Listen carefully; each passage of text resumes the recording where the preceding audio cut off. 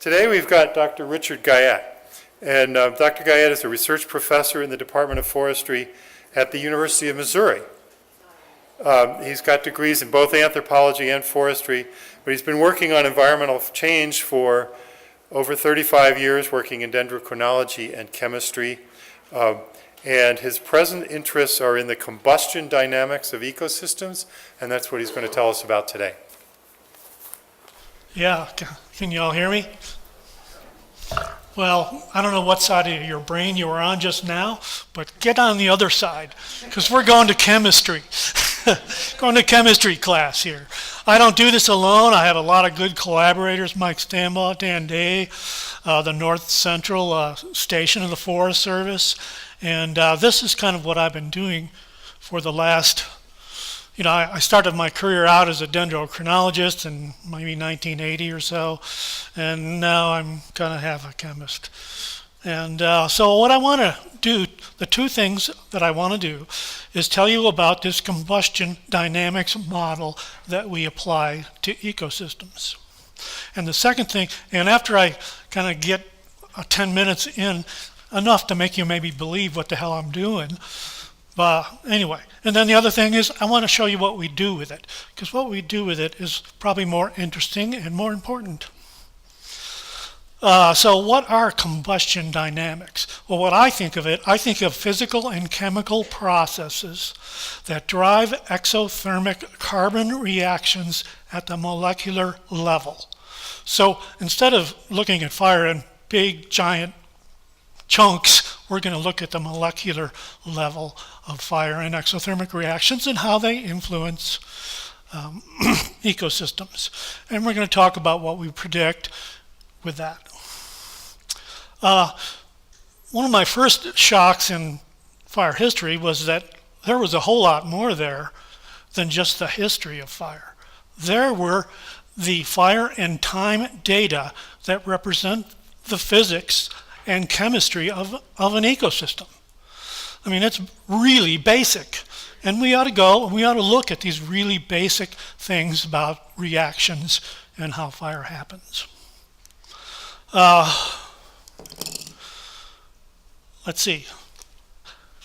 I start out with two equations. Basically, it's kind of like what you got in your car. You got a fuel tank, you better have some good stuff in it. If it's cold, you don't want a lot of water in that.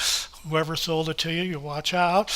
And then there's the carburetor that, governs the reaction environment that reaction happens in. And so basically I use two equations from physics and chemistry. One is a rate equation. The more concentrated a fuel in your cubic meter, the faster that's going to burn. It's a rate, and it's been written down there on the third line or so. The R equals A times B. So that you got to have some oxygen, you got to have some carbon bonds, and then they come together. Okay, and now the other one is the physical chemistry side, which maybe I can, there we go. Here, physical chemistry. About 112 years ago, savant Arrhenius got the Nobel Prize for that equation in physical chemistry. He actually started it out, and it's been used. You find it in every chemistry textbook that anyway. So we use that one. And that really tells us about what happens during the reaction, when the fire is actually occurring by seconds, not by years, but by seconds. This will tell you how that environment, how the temperature and humidity are affecting that fire. There's this plus sign. Boy, that took me a whole month to get that plus sign. I always thought that there'd be just one equation for this, but there's two. And that's just because there's two parts of a reaction in the ecosystem. One, what kind of fuel you got, and the other is how hot and windy is it.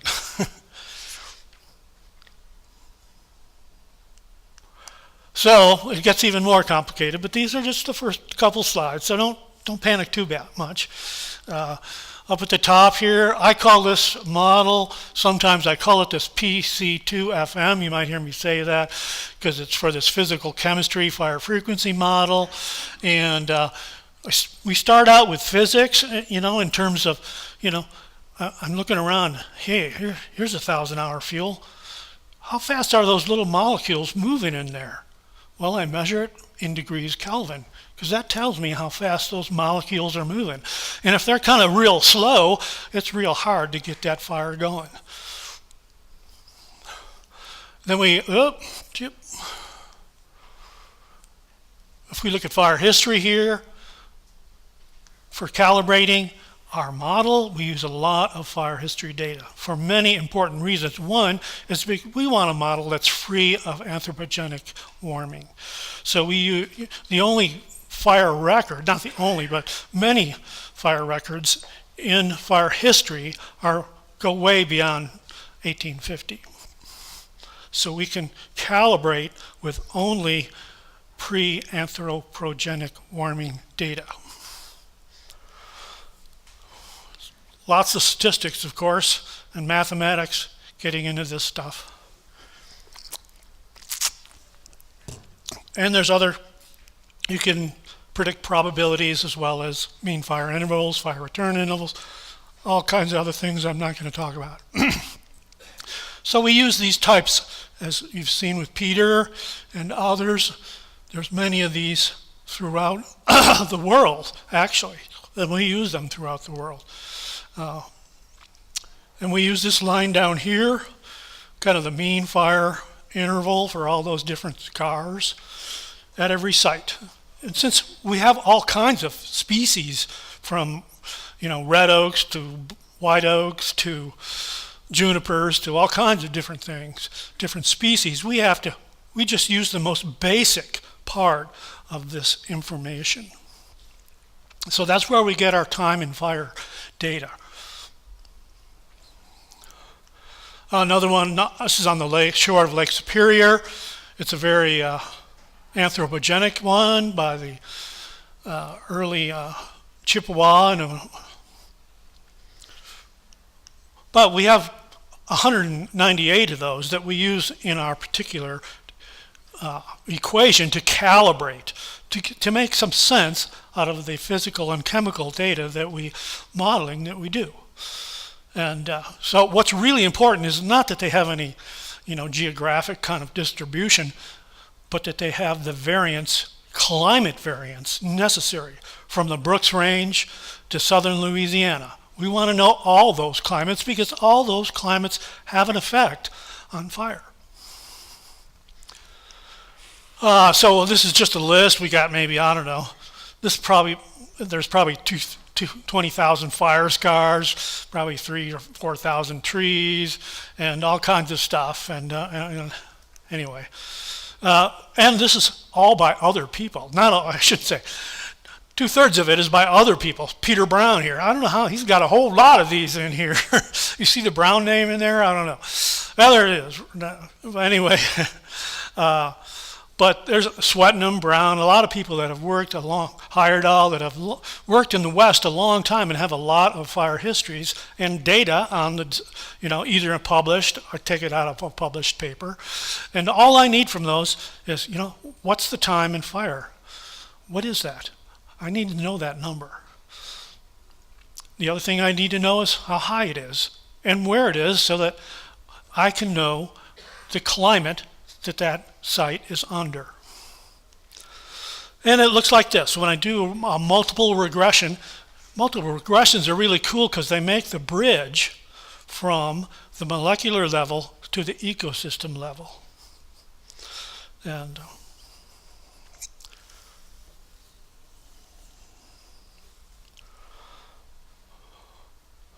there's a lot of information in here, but basically this is predicted versus what we measured, what the fire history is.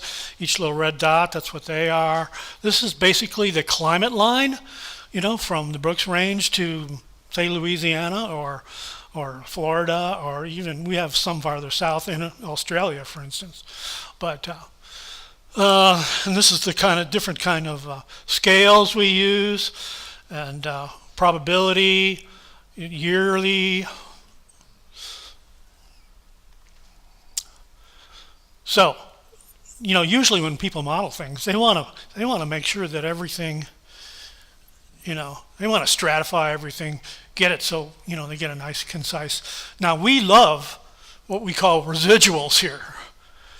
Because when we see a site and it's way off the mark from what climate says it ought to be, well, then what else is it? Because we know, this model's only about climate. It only has precipitation, temperature, and oxygen, the partial pressure of oxygen.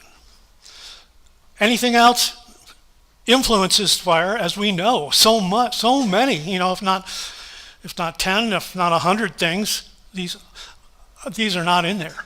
So we're just looking at the climate aspects. Now this does give us, I think there might be some kind of an R square there. It gives us about 70-80% estimate of the fire, just from climate. So what can we do with this kind of a physical model? I show this only for one reason, is because I always thought it was great. My little equation just says, hey, nothing's burning on the Greenland ice cap.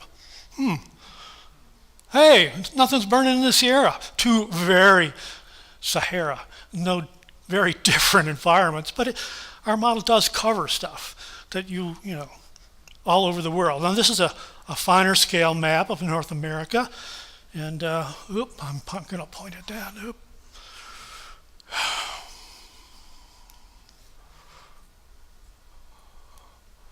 So we're right around in here someplace, guys. You know better than I do, but we'll look at it closer. But it does give somewhat of an estimate of, this is historic fire, by the way, before 1850. This is what's going on. Now, there were still people on Earth in 1850 here. There were a lot of people, probably. And so we can't really get rid of how they influenced our model. But we do know, from looking at individual residual situations, that people can make a big difference. For instance, I just did a study in the Leech Lake Band of the Ojibwe in northern Minnesota. And it was real interesting because it was, I think our model says, right about here, says about a fire every 30 years. But it was every 9 years. In fact, it was not just every 8 or 9 years. It wasn't just every 7 or 8 or 10 years. It was every 9 years, because they used silviculture in this village, and they wanted blueberries. And don't ask me why they loved 7 years, but anyway, that's beside the point. But here's a closer look back here at our historical fire regime. And as you can see, there's a whole lot of I'm not sure what the highest place here is in Utah, which has probably got the highest the lowest oxygen content. It's also probably got the coldest weather too. But so anyway, it looks kind of interesting. The interior west varies from these places up in Glacier Park to down here in the southwest. So if we zoom in a little bit, you can kind of see some of that clear. If it's a brown spot, that means it's more than 200 years. There's a fire a fire interval of about 200 years or much, much more, depending on where it is. And we limit it there because, in most of our data is pretty good up to 200 years. But after that, it's just like expert opinion on how often, Mount Olympus burned. Again, another closer look. So the valleys, what do we have? Fire intervals in the neighborhood of 10 to 20 years maybe.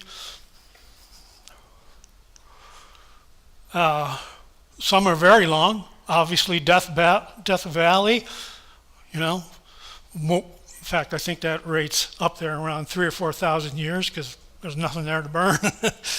and same with this desert area right here. If we take a look at Google Earth, we see let's see. I think this is the Teton Range, and this is the Wind River Range. And if we take that and we look at it, here's what it looks like, in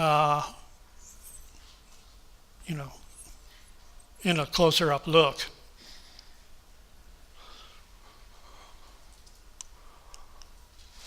And there's what it looks like from the side, and you can see why some of that stuff doesn't burn. There's nothing growing up there. If it was in Hawaii, it might burn, but it doesn't burn here. Another way to look at these different, other than mapping the combustion dynamics of each ecosystem, we can do these simulation graphs. Here on the y-axis we have precipitation. Here is the annual fire probability down here, and these are lines of temperature. This is, I think, 270 Kelvin, or maybe 30 degrees C. I put some sites in here. You think this is the Western Ghats in India, a place that is about 7,000 feet, has about 3 meters of rain a year. And I think some of we'll show it a little bit there. And if we look at this, we see that pretty much the interior west falls in this circle. It's dry. There's a few that are up here, maybe, but very few. Mostly it's in this dry place. And I call this up here reaction limited, because it's limited by humidity. There's a lot of humidity that keeps the what I would call the collision frequency of molecules down, keeps that collision frequency down, and it keeps them from on a reaction from happening. Excuse me.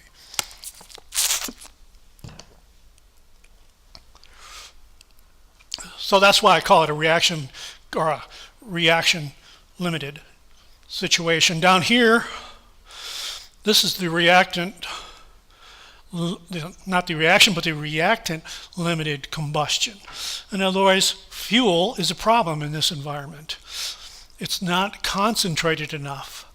We still have big fires and stuff, but it's still not, any kind of small change in precipitation moves it up and down here.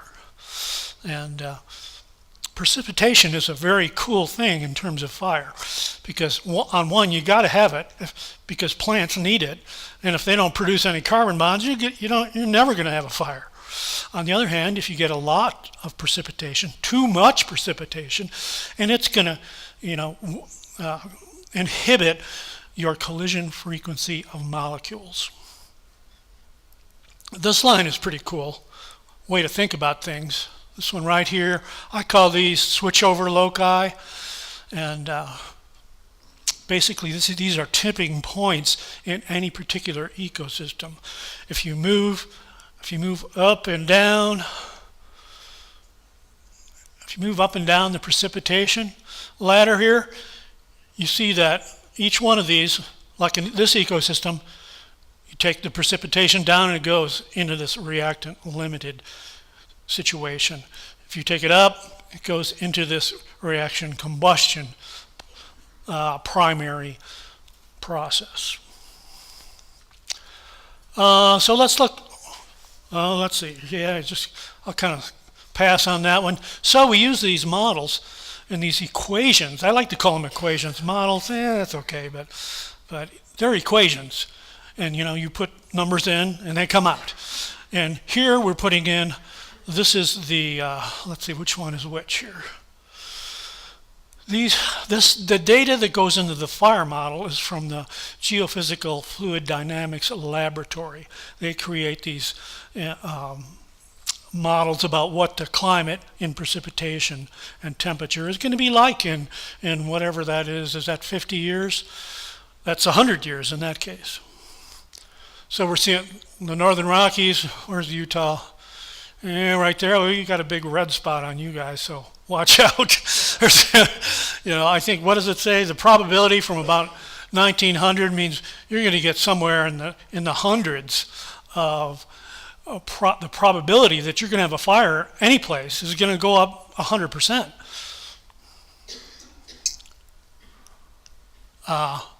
So there's all these different kinds, and each one of these 5 minutes. Okay, is that 5 minutes to quit, or for questions? 5 minutes till we leave time for questions. Okay, good. Well, anyway, this is the Canadian model. This is our model, NOAA's model, and this one is the Hadley, the English model, and these are the data that they produce, and we downscale that data so that you get a little bit better picture of what elevation is going to be affecting your particular region or mountain or whatever you want to call it. This side is about 50 years in the future. No, this is actually 150 years from 1900, because that was the first place we could get good data to do this. And then this one is 100 years into the future. Well, wait, I said that wrong again. That would be 200 or 300 years, I guess, from 1900, a baseline. And as you can see over here, certain places are really getting hit. High elevations, man, they're going. Low elevations, not so much. The eastern United States, well, some of these models do predict, more fire in these areas. Now, this is only fire, too, remember. This is only how climate is pushing the environment for fire. It's not about how many fire departments there's going to be in 100 years or how many, how much logging we've done or whatever. It's none of those things. It's only precipitation temperature. These are interesting. Look, the Sierra Nevada looks to be, for whatever reason, extremely, can have an extreme increase in the probability of fire. What's even probably more interesting, and it took us a while to figure out what was going on here with these blue regions. These are negative probabilities. You get those in certain types of analyses like economics. You put your money into an account and then it comes out with less than you started. That's negative. But a lot of these western areas, they're already dry, right? But if you increase the temperature 3 or 4 degrees and you cut down on the precipitation, that there's going to be a lot less to burn in there. The concentration of carbon bonds is going down. And that's what, we see in these big kind of blue spots here.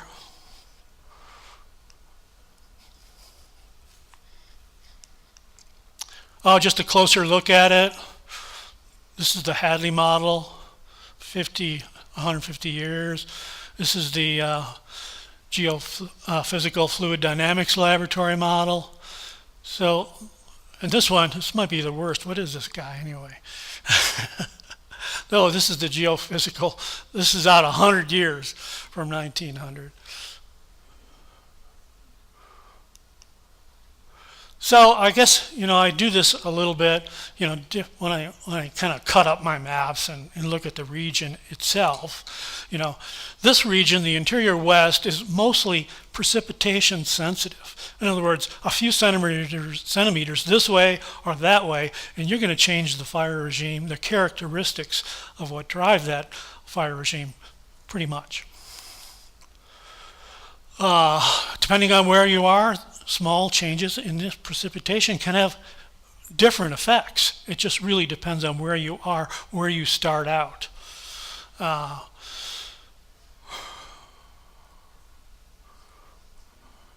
Anyway, you can take that with a grain of salt. If you didn't understand anything I said, go to these 3 papers and read them. And you will get a much more detailed explanation of this equation and how we use it.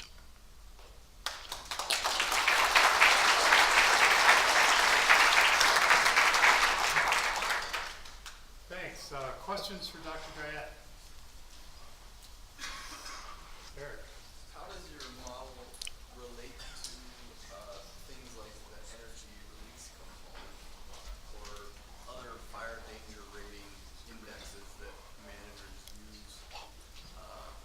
I don't know. I don't think I know the answer to that question. It seems similar, the I'm trying to think of something. I mean, you, Even if you don't know the answer. oh yeah, right.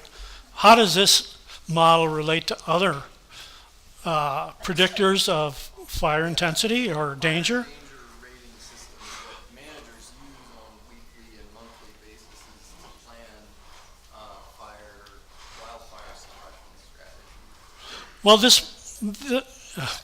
this model actually does approach that. I didn't show you any of that today, because it has these two features: what the gas in in your tank in your ecosystem, how many carbon bonds you got in there, and then that's determined by decades of fuel being produced and not decayed. Now, if you were to go to Brazil, it just falls down and rots. So you have a different situation. But the reaction environment model goes to the seconds, so that you can if you put the data in differently, if you put, well, what's the temperature today, and how long is it burned, or how long does it rain or whatever, so you can actually predict at least annually the amount of the expected fire occurrence probability.